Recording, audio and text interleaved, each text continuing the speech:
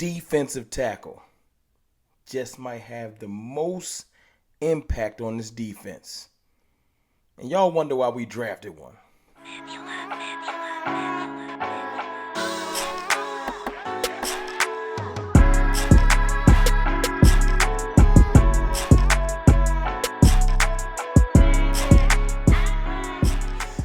Good people, it's your boy Mr. Rome, Cowboys Fan Talk, right back like I never left.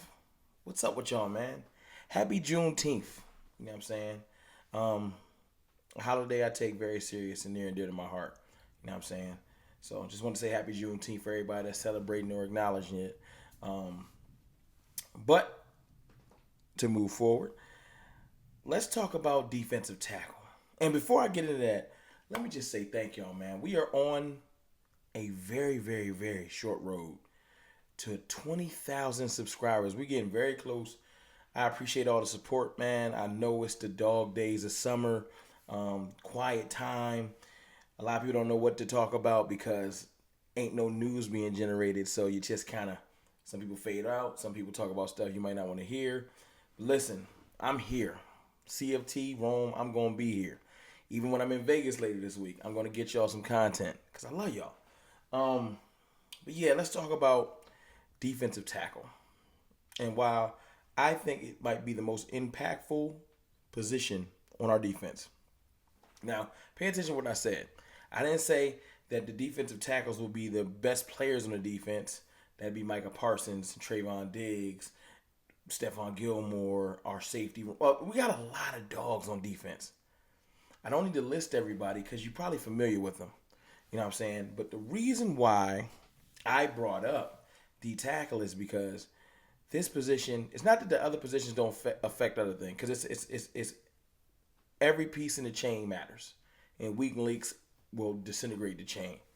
But last year, above everything else, the most demoralizing part of our defense was our run defense. And times when we had trouble stopping it. Now, you'd have moments when LVE was out, changed things. When Jonathan Hankins was out, definitely changed things. Because certain players on the defensive tackle line might not be on this team this year. That might be a position that might get another person added to it this year. Training camp's going to tell a lot of stories and camp battles between two specific D tackles I want to bring up before I list the ones that are very important. The battle between Neville Gallimore and surprise, Chauncey Golston. See, Golston plays kind of a hybrid role. Y'all remember Tyron Crawford? You might not remember Tyron Crawford, but I do. A D end that can play D tackle. He can bump inside, similar to what D-Law does. Now, maybe not at D-Law's level, but Golston showed some versatility last year, some nastiness, and 100%, especially on pass rushing downs, he can bump inside. I feel like he's going to continue to gain weight and really, really, really be an assistance in that D tackle room. We already brought in why'd I call him Semi? Junior Fuhoku to probably play some D tackle too, in a little bit of a hybrid role because he's a tweener right now. But just his tenacity and his viciousness might be a great add to the room. Now, I feel like he's going to fall in line to what we got with Osa Odigizua. Just a versatile 3-tech that can play outside some, pass rush, tenacity, effort. Not really a trash can full of dirt. Jonathan Hankins, his veteran leadership in the D tackle room, he's been in the league, 9 years? If I'm not mistaken? No, 11 years. Woo. Jonathan Hankins has been in the league.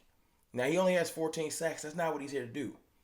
He's not a pro bowler, not all pro. Just a definitive professional defensive tackle that stops the run and takes pride in it. And he's out of his mouth said that this is a nasty group and he's looking forward to coming back this year. Sometimes the youth around you is going to make you play a little bit harder. It rejuvenates you when you have something not only to play for, because the Cowboys are definitely contenders, but just having greatness around you makes you go harder. It's kind of like the reverse of what Stephon Gilmore was dealing with last year. Sometimes you play down to what's around you because you just kind of, I don't feel like going at it like this. Like, look at this. Bradley Beal. It's going to look like a different Bradley Beal next year because on the Phoenix Suns, I know y'all heard about that trade, he going to want to play harder. He going to go after loose balls, pause. He's going to just give more effort because he feels like he's playing for something. And when you go years after years after years not playing for something, it do something to you. That's why I can't wait to see what Stephon Gilmore does and Cooks does. And even Hankins, second full year, full off-season program around this team, being around us and seeing his impact after that trade. Defensive tackle is super important. Super important. You got Jonathan Hankins and Mazi Smith. Mazi Smith, we've talked about that he is going to be the perfect hybrid of what we want in a 3-tech and what we need out of Jonathan Hankins. He is twitchy. He is one of the, probably, if not, one of the most strong people that was drafted this year. Like, seriously, can move 800 pounds with his arms. Like, Mazi Smith is a tank. And he hasn't been asked to pass rush. I'm not sure if that's necessarily going to be his. Well, I'm not looking for him to get 5, 6, 7 sacks. Now, I'll take him. I just want him to be definitively disruptive. Definitively disruptive at the D tackle position. That's all I want. I don't feel like that's too much to ask. But with, as y'all can hear, it's raining really hard outside. Hope y'all don't mind. Mazi, Hankins, OSA. That's the top of the food chain. Then you got people like Quentin Bohanna. Not to be forgotten about. Not to be forgotten about. And then you have Neville Gallimore, who, like I said, him and Golston are going to fight for that 5th D tackle. I feel like Quentin is going to be the 4th D tackle. But, Junior is going to make this team just because of newness, and Neville might be on the way out the door. He got to show us. Because, look, no other position, to get back around the impact, no other position can really have a ripple effect throughout the whole defense. When the middle of your defense is soft or unproven, it can change everything. Seriously. It's a reason why D tackle is a premium in the league. And for some odd reason, the Cowboys have tried to get by grabbing old veterans and late round picks, and we just haven't invested in it.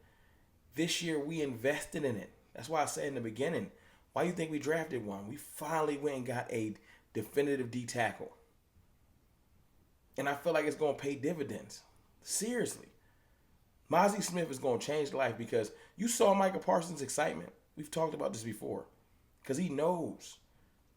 Leighton Vander Esch, let's just use the percentage system. Let's just say Leighton Vander Esch is an 80 out of 100 linebacker. Just to not be a homer too much, right? And even if you want to say, hey, he's about a 75, whatever you want to say.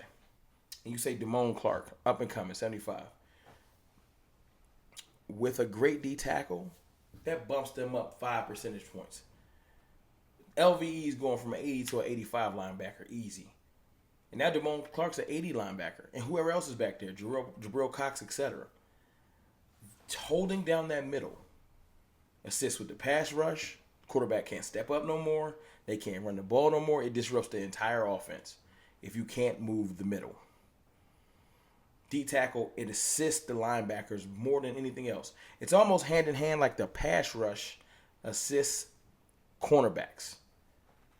Getting the quarterback to get the ball out of his hands fast and erratic, 100% helps cornerbacks. So I'm just thinking Anthony Brown at points last year was great. When he got hurt, and sometimes they would catch him slipping, but for the most part, corner was not, it was bad. Now when he got hurt, and then we lost Jordan Lewis, then corner became a detriment, and we were scrambling for the rest of the year. But now that we got Deron Bland, Stephon Gilmore, Eric Scott Jr., we were more solidified at corner. I have nothing but faith because we brought in a veteran. Stephon Gilmore, former defensive player of the year type veteran. So corner straight. I'm not really wondering. It's not a rookie wondering like, well, can this rookie step up? No, that's a vet. Some people have been saying that he's the best corner on the team. That's the type of talent we have at the other corner. But D tackle, until you see them play, it's still a little bit of wonder. Now, I have faith that the D tackle is going to translate. Mazi don't got to go out there. It's not quarterback. I feel like just your natural instincts take over. But he's still a rookie. Still got to see it. And I'm just looking at it like this, man. If these D tackles perform like I know they can, not if, like I know they can, the times we have Mazi and Hankins, bring in OSA on pass rush downs, let Quentin rotate in and out to keep everybody fresh, it's going to be a problem for the league. But I would love to know what y'all think about this. How do y'all feel about our D tackle room now? Is it more solidified, or you're just saying I'm kind of comfortable? What do you think? I feel like it's going to be great. I got so much faith in Mazi Smith. It's crazy. Remember, right before the draft, I said a sleeper might be Mazi, and it happened. But it's your boy, Mr. Rome, man. I really, really feel like this D tackle room is going to take our defense to the next level.